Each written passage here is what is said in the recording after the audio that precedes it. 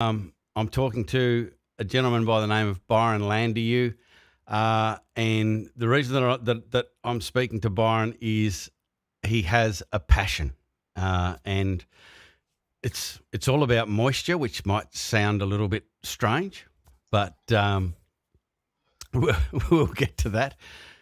But the passion is the thing that I'm really attracted to, and as you're well aware, we're on a mission to change the building industry, and there are so many destructive practices and thought processes and philosophies that just create so much unnecessary pain for business owners and customers alike throughout the building industry. And I believe that Byron has a very, very parallel attitude and a passion to be able to help people and change people's thinking.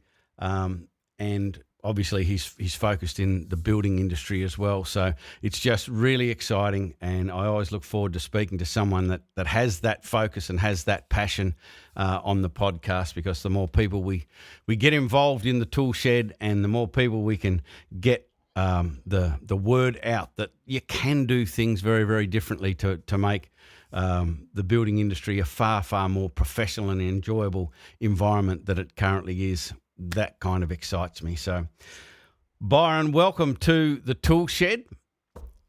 And can we just start by telling us just a little bit of your backstory, where you came from, and what you're doing now as far as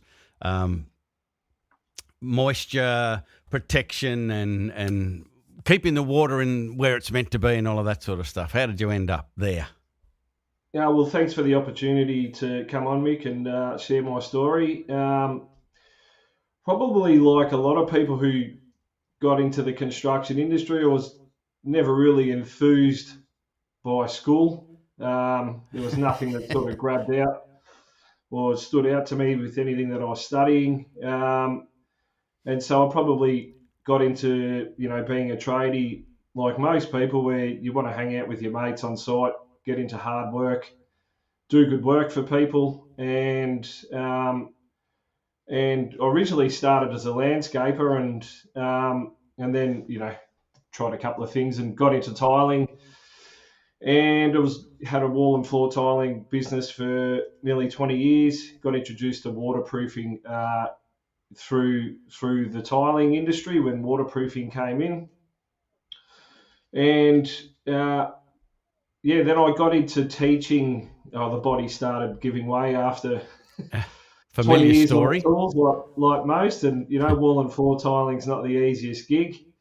I sort of got introduced to teaching via that means. And, now predominantly what I do is, I write educational programs for the construction industry, and a lot of waterproofing consulting, a bit of tiling consulting as well. And I'm pretty passionate about improving the current state of play in the construction industry.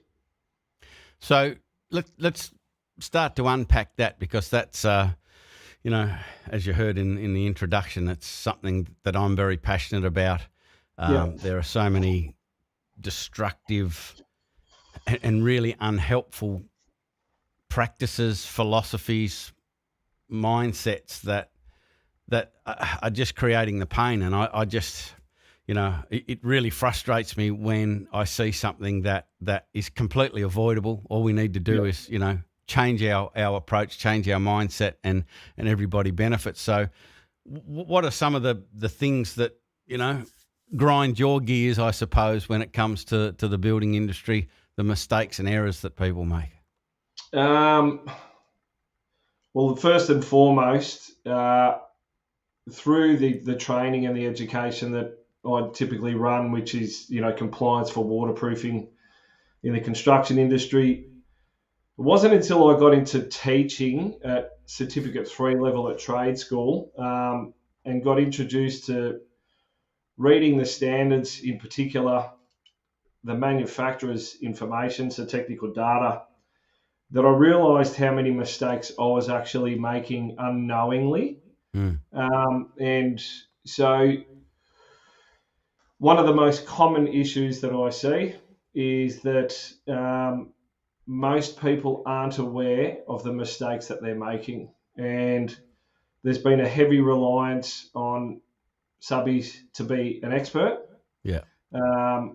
And unfortunately, what I see on the day-to-day is the mistakes that are getting made, some of the mistakes that, particularly from a waterproofing and not so much tiling sense, but more waterproofing, the same mistakes I was making 15 years ago. So we haven't had an enforcement to continually improve in the industry in order to hold our qualification, but yet ultimately the work that we do out on the job site is ultra important because it's people's homes and houses. And, you know, when it comes to water, a waterproofing defect, well, there's a lot of health associated risks and extensive damage that are attributed to that.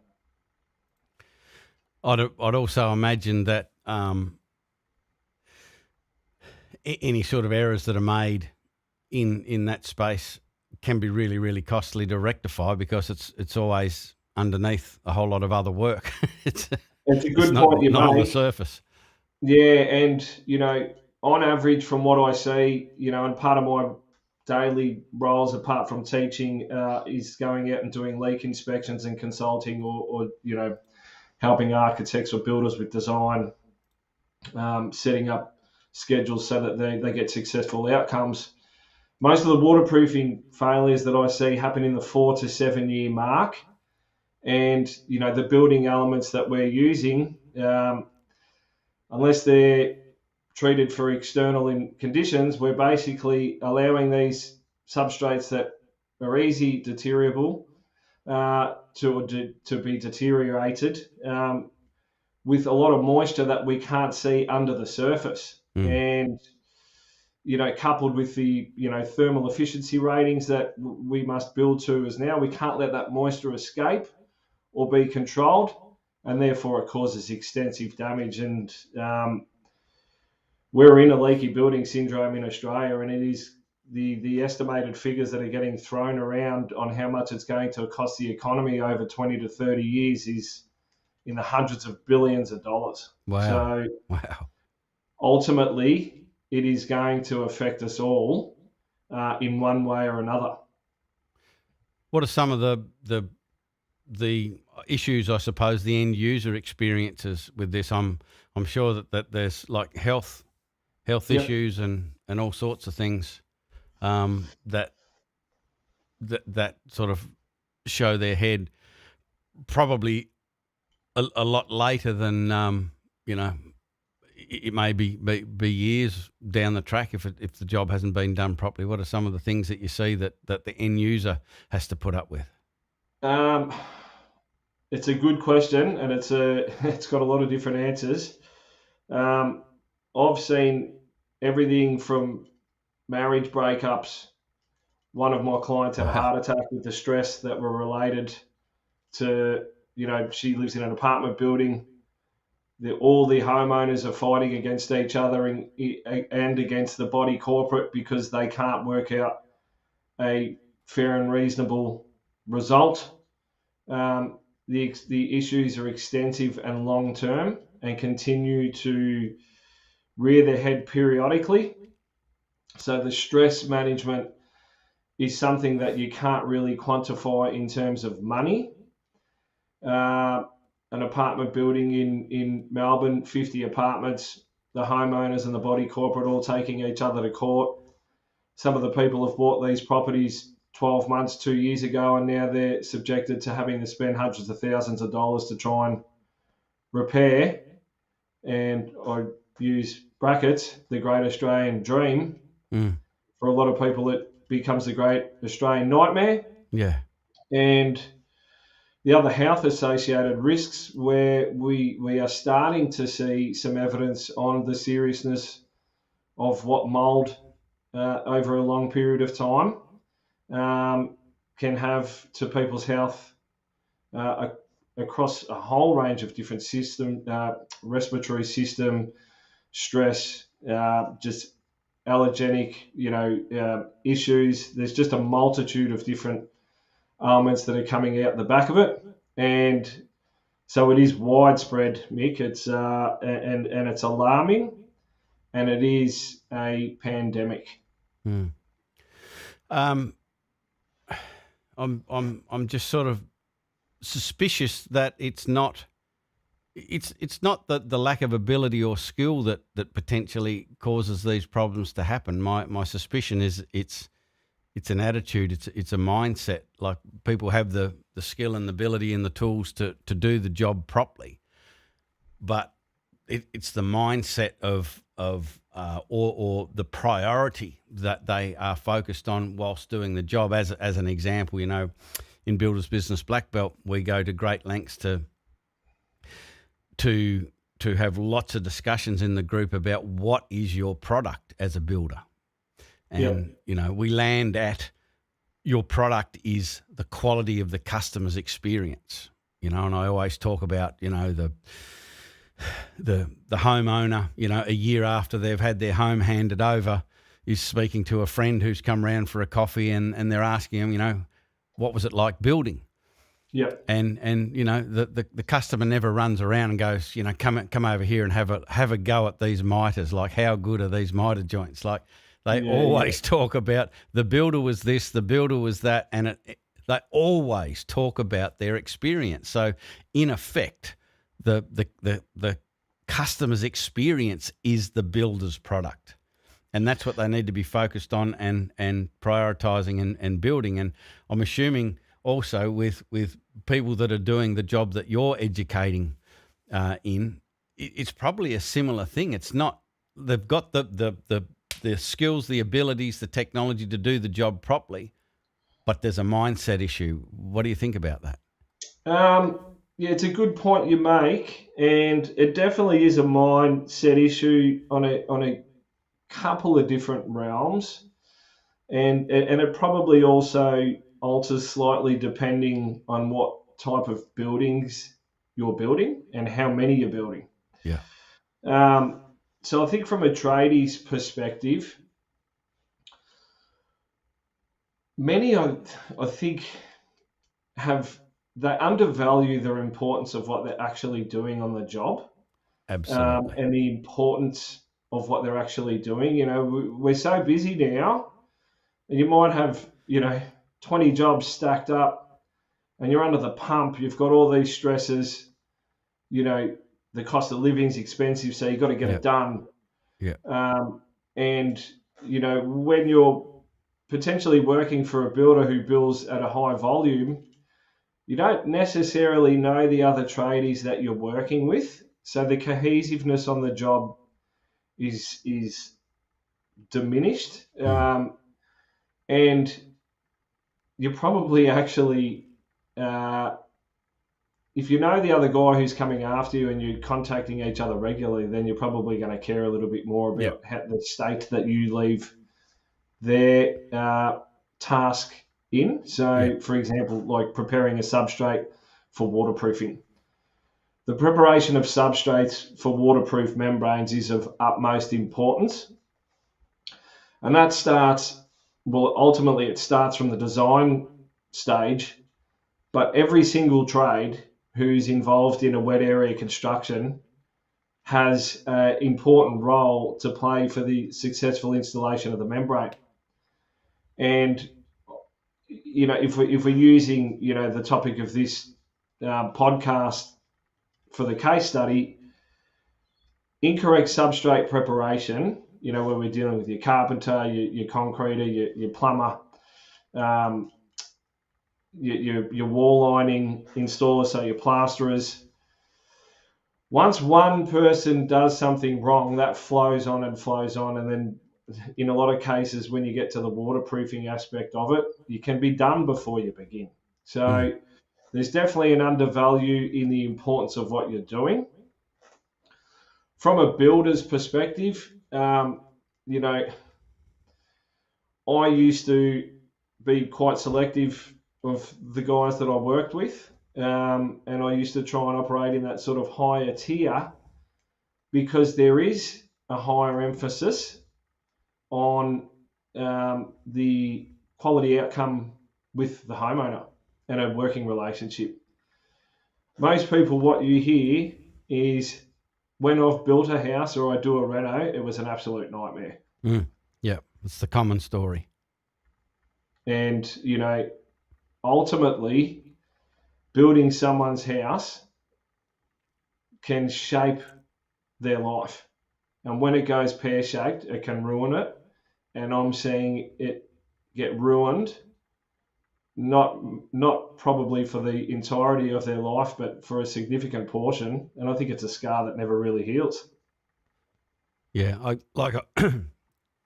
we're definitely singing off the same page of the hymn book, to use all of the church analogies you're preaching to the choir, because and sometimes when I'm out on the job, I'm the bearer of bad news. And that's just part and parcel of what we're going to have to go through as an industry, to probably remove a little bit of the ego, and unlearn and relearn, because the industry is changing, whether we like it or not. But in saying that as well, Mick, it's not all negative. No. I'm seeing a lot of people in the game wanting to embrace the change and recognise that the construction industry, a lot of us, I'm mid-40s, and we've inherited a lot of this stuff, but we've also got 20 or 30 years left in the game. We don't want to be putting up with having to be subjected with these tough conversations. Yeah, it's the industry is changing, whether people like it or not. Even as awful as it sounds, the last 3 years and going through the pandemic and what have you has caused a lot of challenges for many trades and definitely builders, and it's almost like a purge or a cleansing that the industry needed to have, as horrible as that sounds, because if you haven't got the right focus, if you haven't prioritized the purpose of your business, and what you're talking about, I think is absolutely spot on. It's about the experience of the client. I think that you're 100% right when builders and trades don't realise the impact that they have on their clients' lives. You're building a home, you're building an environment in which the family grows up. If you build an environment which is comfortable to live in, that contributes to a healthy lifestyle, contributes to bringing the family together and creating memories, versus the kids seeing the parents argue because, the walls are cracking or there's damp or people are sick or what have you, because of the environment they're living in. That's a major, major impact. You're impacting multiple people's lives. And I know it sounds out there, but I just completely agree with you that builders and tradespeople need to understand that they're not just coming in, fitting a toilet or a light switch or building a house or whatever. They're creating an environment that's going to significantly impact the quality of people's lives into the future. So it's a great point. And it does. Yeah, I couldn't agree with you anymore. It does, and it can be an extended period of time of grief for everyone. But on that note as well, when it's right, it creates lifelong memories for people. Yeah, absolutely. It's again in Black Belt, we quite often have conversations, and when we have our 2-day sessions in person and what have you, we quite often talk about the stories where the clients are crying, and we say, make them cry, but it's got to be tears of happiness, Yeah. And it's like the most builders and trades think that they're just doing something, that like I'm just paid to do that. I'm paid to build the house, the extension, the renovation, what have you. But the reality of the situation is what we're discovering is clients, whether they're a client of a trades-based business or a builder is what they're really after is guidance, support, and protection. Yeah. And even the clients don't know that, but that's what they're really after. And if a business person can understand that that's what the client is after, is protection, support, and guidance, yeah, and you build your business practices around that, you're going to have a very, very successful business, and you're going to have these people out there telling everybody who'll stand still long enough to listen about your business, recommending and referring you, and you end up getting a much, much better business. So we just need to get these mind shifts happening. So tell me about what are some of the things that you've got going on that people can tap into to start to learn better practices or to be able to tap into resources that you've got to help them. Like if they've already got the mindset switch and they go, shit, they're right, we need to focus on this. They reach out to you. What sort of resources, how do they interact with you to be able to benefit from what you do? Yeah, so I've got a couple of different things on the go, Mick. So one of my companies is Waterproof Awareness. And so within Waterproof Awareness, I run technical training and consulting for builders and subbies. So I assist the master builders of Victoria with running their internal and external waterproofing training. So I've worked with those guys now in conjunction with the Australian Institute of Waterproofing. I'm a committee member on the AIW, so I'm really passionate about helping strengthen the profile of the Australian Institute of Waterproofing to help educate the industry. So I've run some technical webinars, which people can purchase the pre-recorded series, which focuses on the key elements that are typical failure areas in waterproofing of wet areas, from bathrooms to balconies, product selection, how to develop a specification.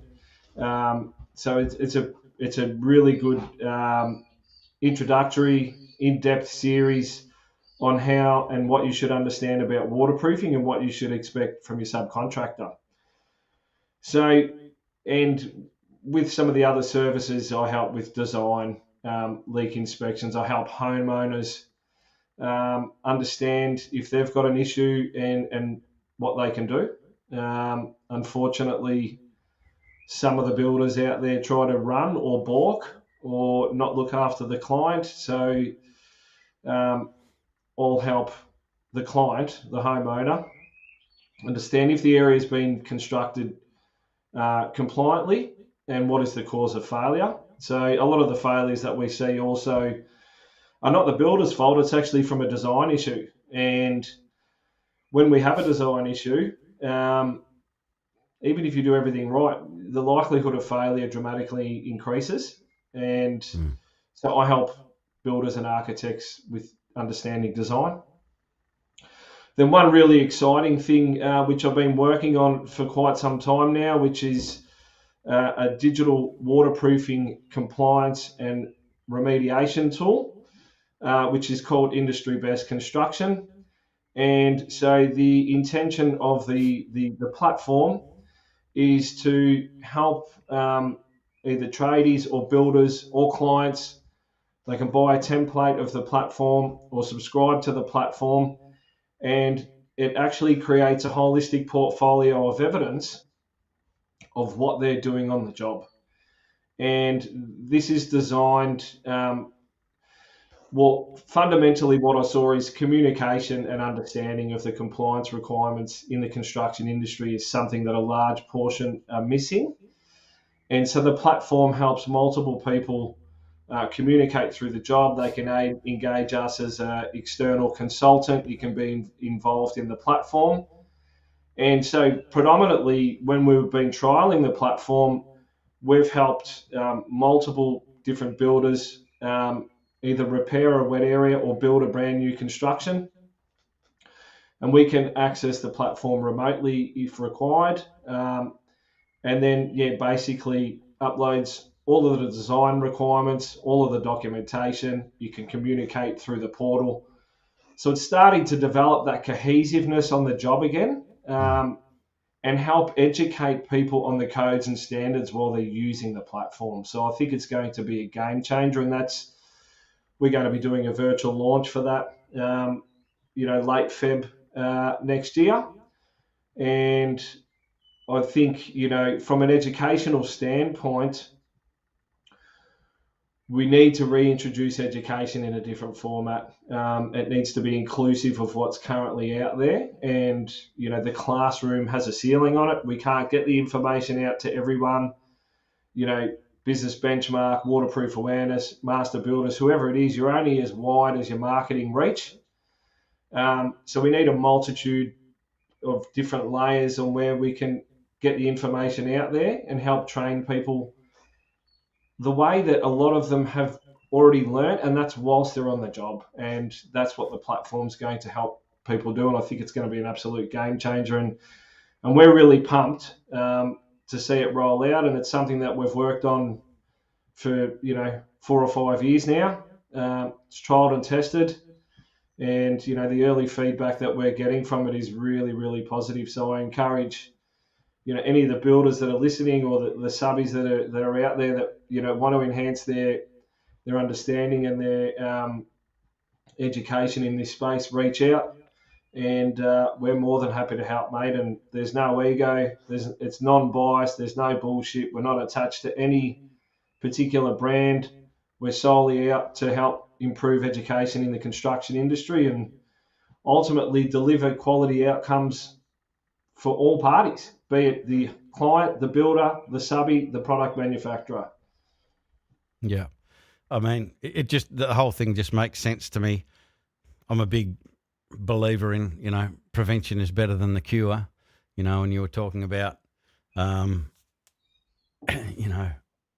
it could be the fault of the design or this, and when the discussion sort of deteriorates into whose fault it is and everyone's covering their ass, the poor client just ends up with a really, really bad experience. So there goes the business's product. Like, it's a poor product now that the customer is having a bad experience, regardless of whose fault it is, Yeah. And I think that even like if your mindset is such that you really believe that the quality of my customer's experience is my product, and there is a problem and it isn't your fault, how you address that problem, how you communicate, support, guide, protect your customer through that problem determines their perspective or perception of the quality of their experience. Problems happen on building sites and building projects. All of them have problems. Yeah. And it is how you handle that problem can make the big difference with the relationship between the builder or the trades business and the customer. And I just really want to encourage people to start to get into this stuff like you're talking about. So they're getting into more of a preventative approach rather than when the shit hits the fan, who do I blame or how do I cover my ass? Because that just never, ever ends up well for the client. So based on that, like you were talking about, you're going to have a launch and so on and so forth. People listening to this, what do they need to do to sort of stay in the loop and be made aware of when the launch is happening or look at what you're putting together, so when you pull the trigger on it, they can be Johnny on the spot? We've got a few social media handles. So Waterproof Awareness on Instagram, Facebook, and Industry Best Construction. So they're two separate entities, and on LinkedIn. So I encourage you to follow us on the social channels. Through the training that we've provided in the webinar series, we've got quite a large cohort of followers now, a database. So we'll be actively engaging, through our marketing channels as well. We'll be ramping up and really getting it out there to get as many people to come along. We'll be offering a free informative seminar as part of the virtual launch, and in conjunction with a couple of other of my colleagues from up in Sydney, we came up with an idea about running a couple of live seminars once the terrific COVID started to disappear. And that was initially called Waterproofing and Beyond, Waterproofing in 2022 and Beyond. So we ran a couple of seminars up in New South Wales, so Parramatta and Newcastle, and went off tap. We had a combined total of over 300 there, and then we ran one down in Melbourne in October. We had a couple of hundred attend there, and then we're also looking to run the seminar up in Sydney and in Melbourne again next year. All independent consultants, all trying to improve the industry. So for people to stay engaged, just follow us on social media or reach out to me directly. You can jump on the website and email me directly, and we're more than happy to help and, really change. Well, it's about preparing the industry for what's coming as well, Mick, I must add. So the building commissioner the building commissioner's office up in New South Wales, they've gone leaps and bounds forward by really grabbing the industry by the scruff of the neck, particularly in the Class 2 building sector. And now I understand they're transitioning into the Class 1 housing sector. And I encourage all the other states to, follow suit. One of the issues in the game is every state seems to operate under a totally different set of rules. Yeah. Not confusing at all. Oh, mate, it's a bloody nightmare. And we really need to start thinking about a national trade licensing scheme, or further to that, an international trade licensing scheme, because we're also seeing the demographic in the construction industry are changing dramatically. There's a lot more English as a second language workforce now. And I encourage that. A lot of the outcomes that I had when I was teaching at trade school level was to English as a second language students. A lot of them had never been to school before, and we were able to help them achieve a qualification. And the gratification coming out the back of it was, it was inspiring, and it was a really good feeling. So we need to nurture that in our landscape and provide resources that can help encourage that. And currently, some of the dramas that we're going to be faced with is, how do people who can't understand technical documents because, English isn't their first language, how are we going to train them in the new changes that ultimately affect everything that we're talking about, Mick? Yeah, great question. And obviously you're doing something about it. So lots of big issues there that need to be addressed, and hopefully they will be addressed over time. But getting some sort of central set of standards so it is not so confusing and different from state to state would probably be it's a good starting point. We've and it is encouraging, mate. It's not all doom and gloom. I've got to be honest. I understand when you're on the tools, there's not much time for anything else. You're under the pump, you get up in the morning, you've got 1,000,001 different things to do. You're working hard. There's a lot of stresses from, multiple different sources, and now that I'm not actively on the tools all the time anymore, I still have a crack every now and then. The body's quick to tell me why I got off it initially. But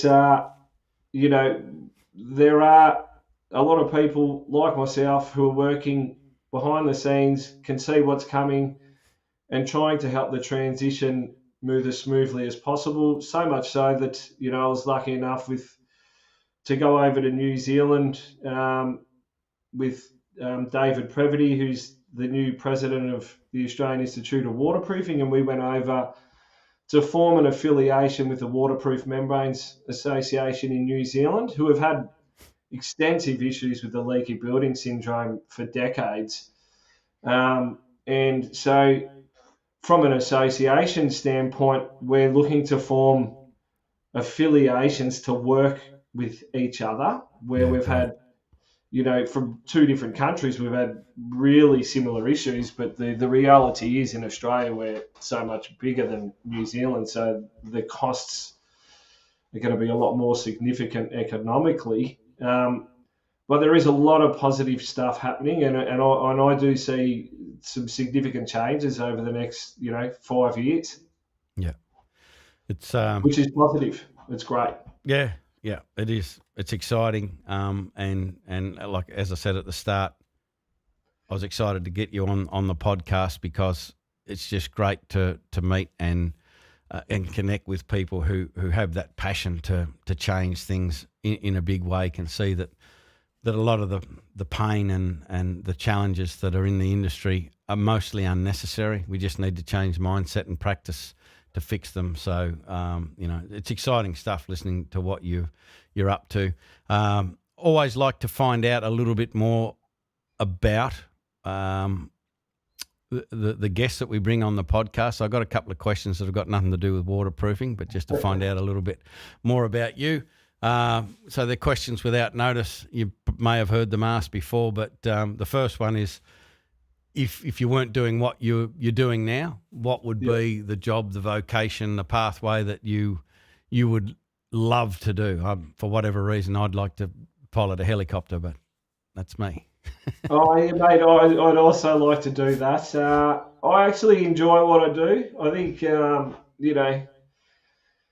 everything you do has got its challenges. And I enjoy what I do. I love the outdoors, mate. I like my surfing and, keeping active. So I'd probably, wouldn't mind doing something along those lines, being an active tour guide and experiencing the wilderness and the bush. And I would say I live a, pretty well-balanced life.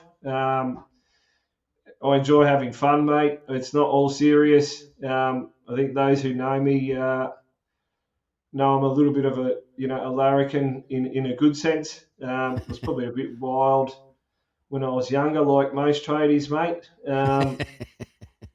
But yeah, I got this year was pretty full on, mate. I got married, which was great.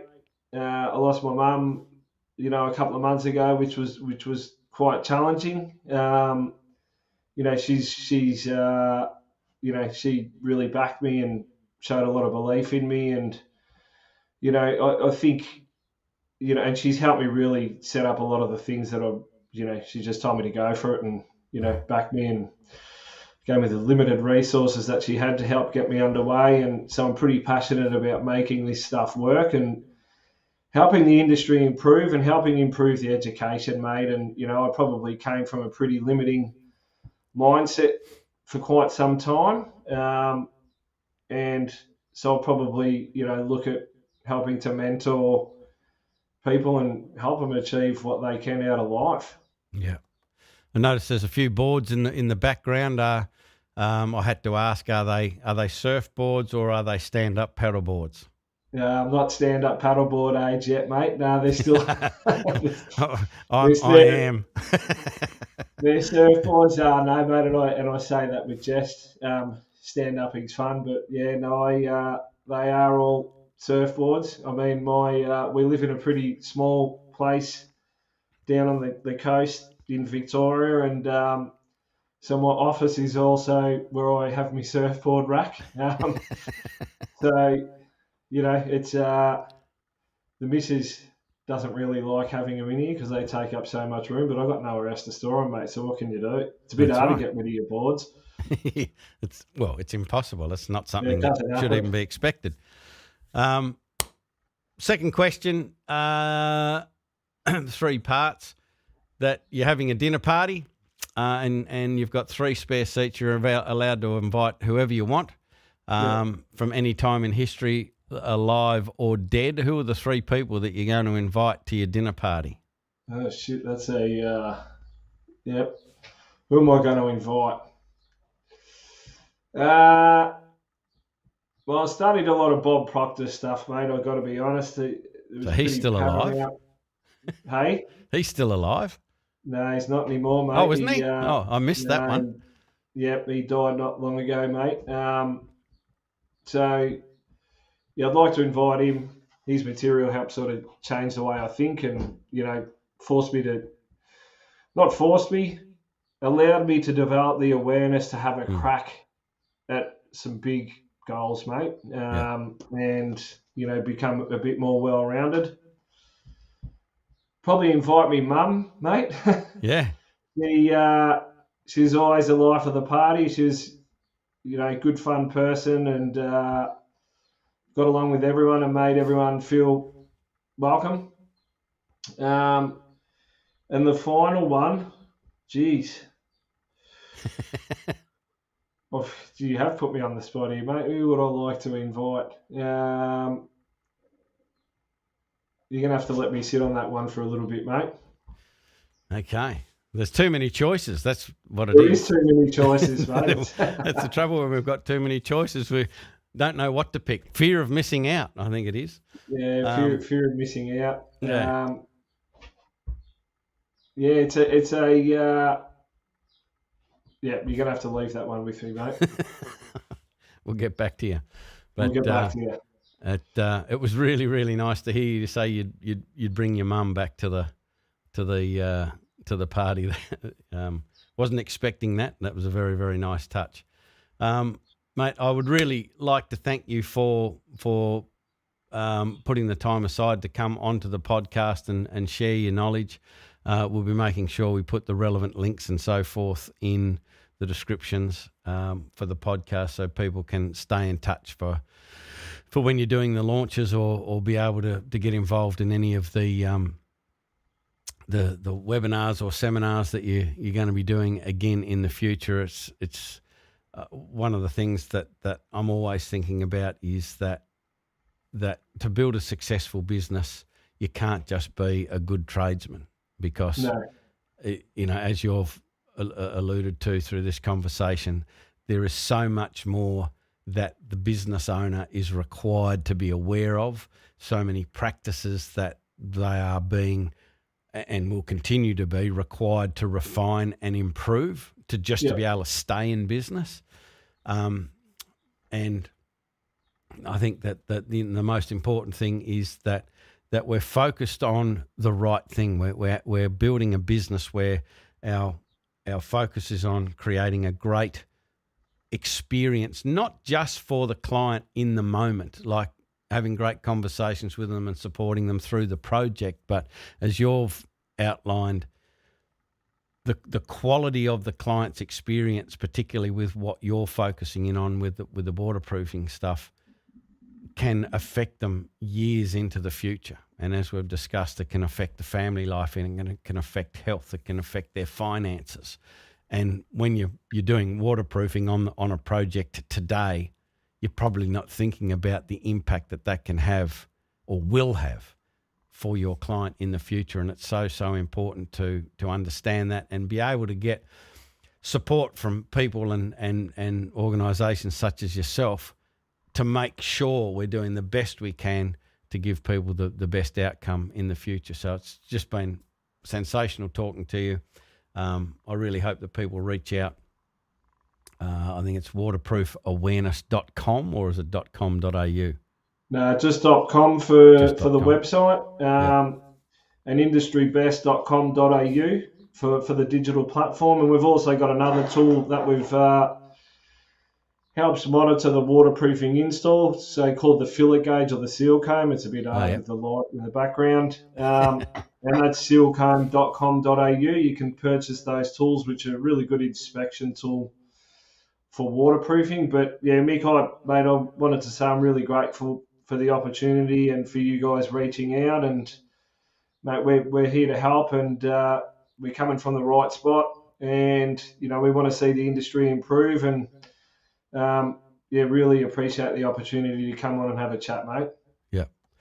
Yeah, appreciate you being generous with your time and your knowledge in today's podcast. So, folks, that is it for this episode of the Tool Shed. Please reach out. All the relevant links will be in the description.